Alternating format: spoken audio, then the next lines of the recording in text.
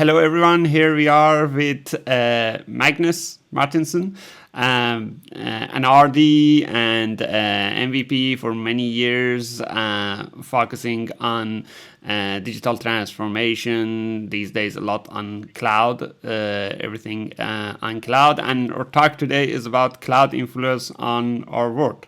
Hey, Magnus. Hi there. How are you? Good. Thank you for joining us this time, which is like 9 p.m. your time. Really appreciate that. Can you introduce yourself? I can indeed. So I live in Malmö, Sweden, and I run a company called Loftysoft. And what we do is we help customers get onto Azure mainly. That's become what we're kind of known for. And it really is a great time to be doing that in this region. There's a lot of demand here. And so that's what I do full-time, enterprise to small companies, very varied different sort of portfolio of kinds of customers. I'm also a regional director you mentioned. I was the first person to become an Azure MVP in the Nordic countries. So that was pretty cool. It's now, I mean, the cloud is now, even the Azure cloud is now more than 10 years old. So it's been a while, and there's never been more demand for these kinds of services than there are now. Nice. And how many Azure MVPs are now? In total, Azure MVPs? Yeah. I think I don't know if that's an official number. I think it's more than 400. You can find them all on the MVP site, right? So you can go and search there. I think there's like 440 or something like that. That's interesting. And you've been the first Azure MVP. It used to be a small group. Sorry? And you've been the first one. Well, in the Nordics, not right, the first. In the Nordics, one, yes. But I mean that in my sort of region of the planet here, I was early on. That's great. Great to hear that. So thank you again for joining. So this talk is about cloud influence on our world, which is what your specialty comes in. And I always start to, I would like to start things with like why we should do that. A lot of companies already moved to cloud, a lot of businesses, but still a lot of businesses are not ready to do that, or some of them even not thinking about it. Why you think should companies start thinking about moving to cloud? Yeah, it's a great question. So I want to start by saying I think the number might be 1 or maybe a year old or something like that, but a pretty recent number in terms of what percentage of compute is cloud. Right, compared to how much compute there kind of is in the world, and the percentage is like 90% is not cloud. So you think it's cloud. Everybody talks about cloud, and everybody seems to be doing this cloudy thing, but there's a lot of companies that haven't begun anything with cloud, or there's also a lot of compute or a lot of data centers that will not applications that will not be able to migrate to cloud. So the question is, of course, why is everyone doing this? There's a number of reasons, including costs. That's the first most obvious one, that it's very expensive to run your own data centers. So I think cost is the key, easy to reach motivator. But then on the flip side of that, when you have humans in this industry, right? People that are responsible for large IT infrastructure, resources. They have data centers. They have staff. There's lots of things set up for this. You will meet some kind of a resistance in the move to a cloudy future inside of any organization. I've seen it countless times, where the old IT infrastructure side of things will try to pull the brakes and not want to go to the cloud.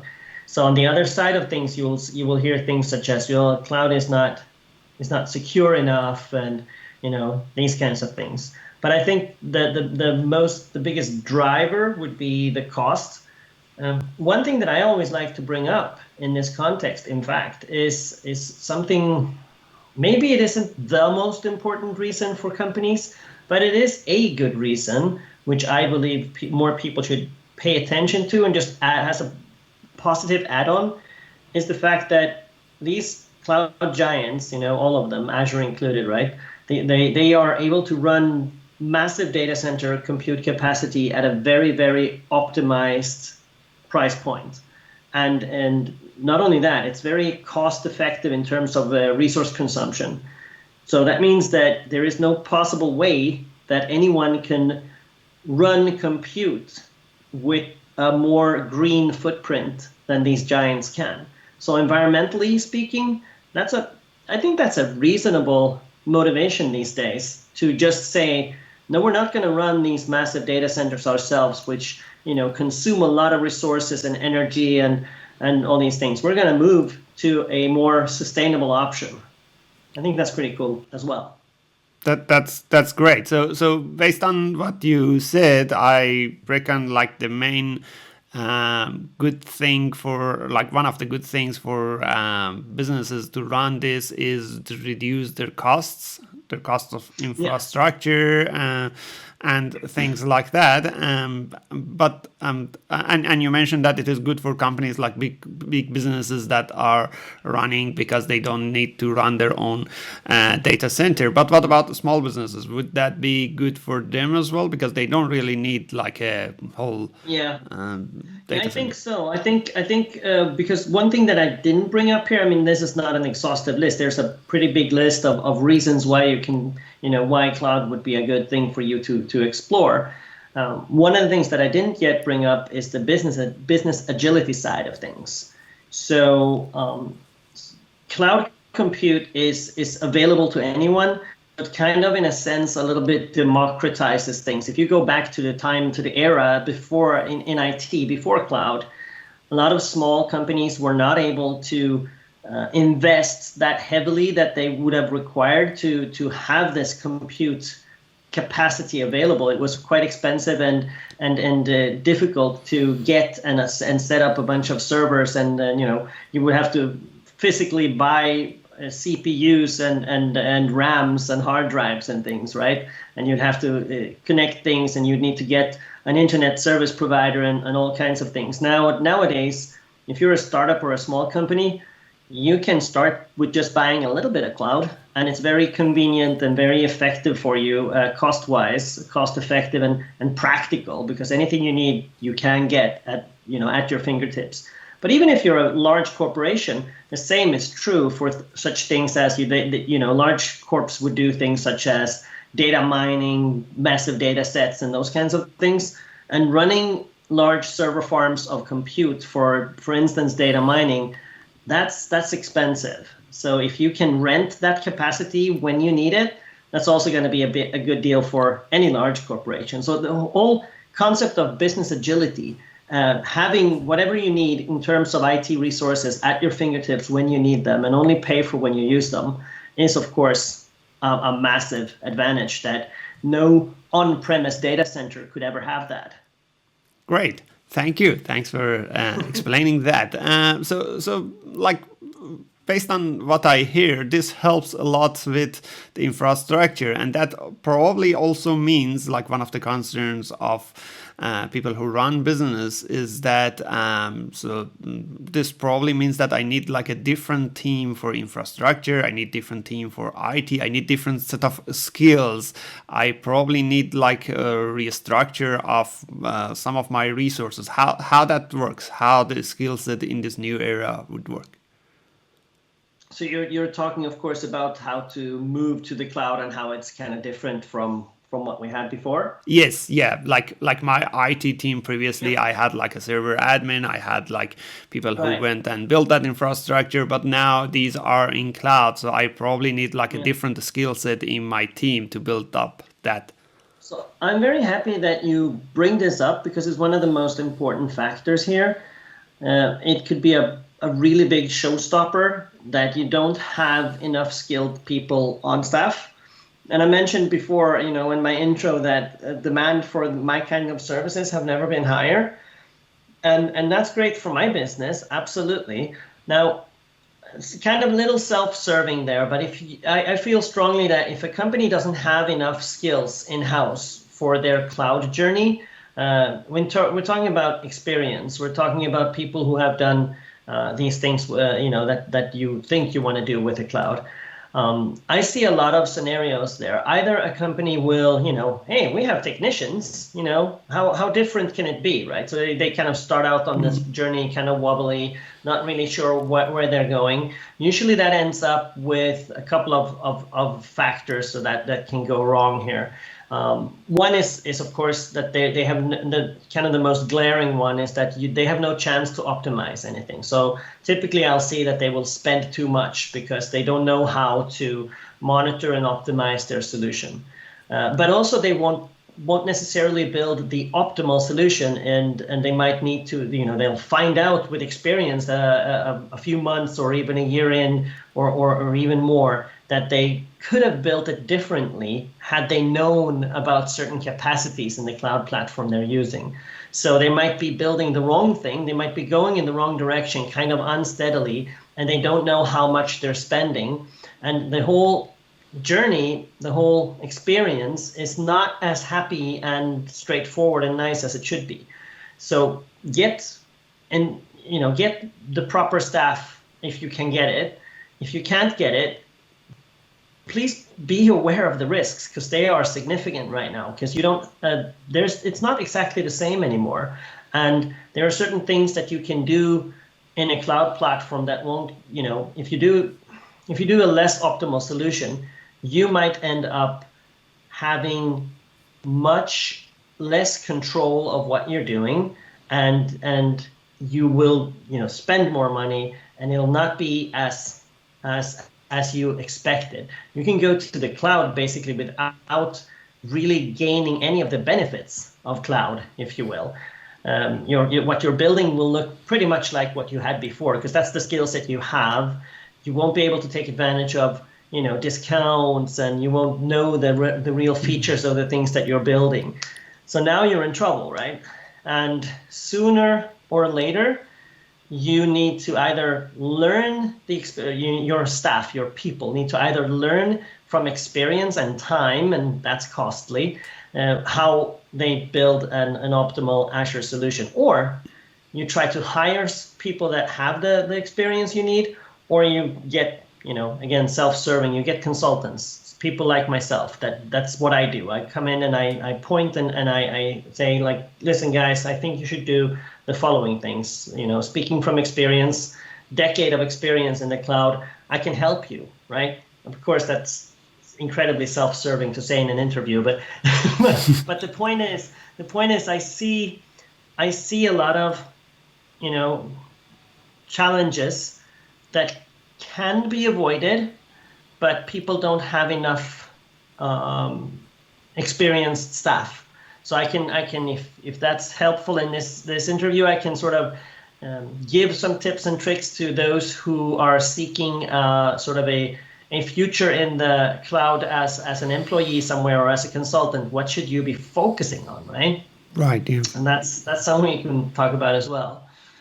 Yeah. So the whole I reckon it this way, that the whole job market for the cloud, for the IT would change, if it is not already, with a lot of cloud-based skill set these days, rather than what used to be more focused on on-prem, right? That's true. And not every company used to have their own servers. Some, many companies did. So they had people who would physically take care of the servers and run cables and connect things together, right? That's one level of infrastructure, but a lot of companies, of course, had that outsourced already. So they were effectively just renting it somewhere else, but now they're renting it in the cloud. And it is not exactly the same, or there are some opportunities that may be taken advantage of, right, if you know that they exist, if you know what to do with them. But if you don't, you can't optimize something you don't know exists. Right, great. One other big concern, apart from the skill set of the IT team, is the security and compliance around that, which you mentioned as well. That's a big thing whenever we talk with anyone about moving to cloud. Yes. How people can trust. Yeah, that's a great question as well, because it is the most favorite objection, right? So if somebody says, "Oh, we're going to go on this cloud journey," management says, right, "We're going to do this," and then somebody who isn't maybe ready to do that, or if they for some reason see that they want to go a different way, the first objection they're always going to try to throw in there is the security piece and compliance. And again, I've been on this platform since it started, and security and compliance was not what it is today. So there was some relevance in that story before, and there, for some specific reasons, there might still be relevance now. But we are seeing more and more now that companies of government organizations and companies with a high level of compliance demands, such as medical and other companies, are beginning to be able to take advantage of cloud. So this journey has come a long way. It's not perfect yet, and of course the challenge is that the responsibility of security and compliance is on each consumer, each customer that wants to use cloud. So how do they go about it? Unfortunately, this part requires some skill and knowledge again, and I wouldn't call myself a compliance expert, but I would know where to go. And Microsoft has what they call a trust center in Azure, which is a huge resource for all kinds of compliance and those kinds of concerns. Additionally, Microsoft is building a lot of resources around security so that you effectively can get, in many cases, a lot of help with your security. You can get security checkups and all kinds of advisories and alerts when your security is not necessarily what it should be, right? So let's say that you launch a VM in Azure, stand up a virtual machine, and you open up a port to the internet. Well, Azure's going to notice that, and it's going to say, you know what, you have a port here, and this port does not have a firewall. That's probably inappropriate. So you're starting to get a lot of help so you're not kind of completely on your own, but it is a huge. They like to call it a shared responsibility, right? So the platform will give you some pieces of security, of compliance. It'll enable you to do the right thing and try to help you as much as possible, because obviously a platform operator like Microsoft or any other company, they're really, really interested in enabling their customers to be secure and compliant. And then the other part of that is your part. You have to have good coding standards. You have to follow security guidelines. You have to look into these things. And so that part is pretty big in your overall solution. But it is a shared responsibility again, and you are getting a lot of help. So the Trust Center and the Security Center and those resources that Azure have, or your Microsoft has put up for Azure, those basically are your friends. But you'll have to do a lot of legwork there yourself, specifically if you're in a high compliance kind of a scenario, if you're doing medical data or things like that, where you have to be super, super compliant. Then, of course, there are things there. There are certifications for the cloud platform and so forth, but you have to still investigate what it is you need, and you have to then ensure that you use the platform properly to really, really adhere to the things that you have to do for being compliant. Great, thank you for that. You also mentioned at the beginning of your talk that still there are a lot of businesses that are doing on-prem. They are not using cloud. Yes. What are some sorts of possible reasons that still some businesses benefit from on-prem rather than cloud? Right. So for some databases and some pieces of infrastructure, you really want to run on-prem. Maybe you have some sort of not edge case scenario like that, but maybe you have some scanners and hardware and things on premise that still need to operate. So for those kinds of scenarios, like warehouse scanning, those kinds of things, maybe it just makes sense to have a bit of compute still remaining outside the cloud, where it used to be. Just because you have a cloud doesn't mean, cloud is not a hammer and everything is not a nail, right? Sometimes you have a screw, and then keep that compute outside of the cloud if it doesn't fit. Because there's a lot of, there's a really good hybrid story, they call it, where you can connect whatever you have on premise to the cloud. So that's, first key thing, right? Not everything will go into the cloud. Some things will stay outside forever. That's fine.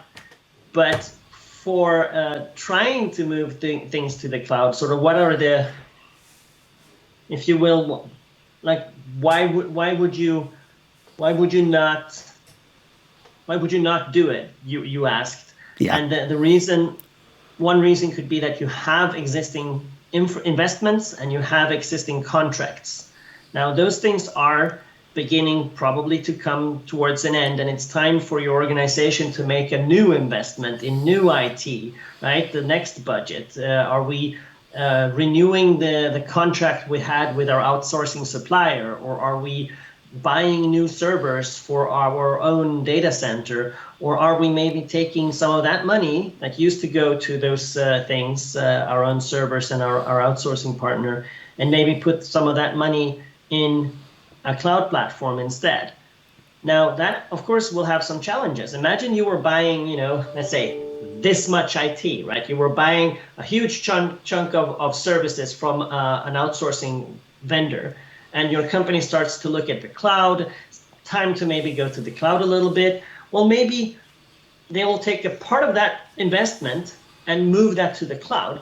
Now, instead of buying this much IT from the outsourcing partner, you're buying less. And when you're buying less from your old, supplier, they're not going to give you the same level of discounts as they did before, because you're not buying it as much anymore. You're not as important a customer anymore. So all those things will factor in, existing investments and an organizational resistance. We talked a little bit about that, right? So you don't have the skill set. People are not motivated. Some teams will be very highly motivated, but other people, and all due respect to IT people that really don't feel that they want to jump on the cloud wave. Some people are maybe towards the end kind of their careers, maybe a few years from retirement. Maybe they don't want to start, upskilling on how to use cloud stuff. They've been doing traditional IT infrastructure for, 45 years, and it's not within their reach to start, opening up the textbook and reading about what a cloud is, right? Maybe that's not something they can do. So there are plenty of reasons, challenges, difficulties, and many of those are organizational. Great, thank you.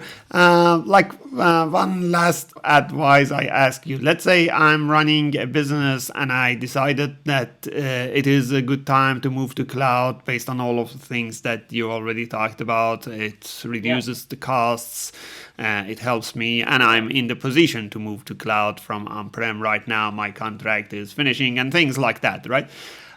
Do you have any tips for me to how to choose a good cloud service provider? Because there are a bunch of those. Right.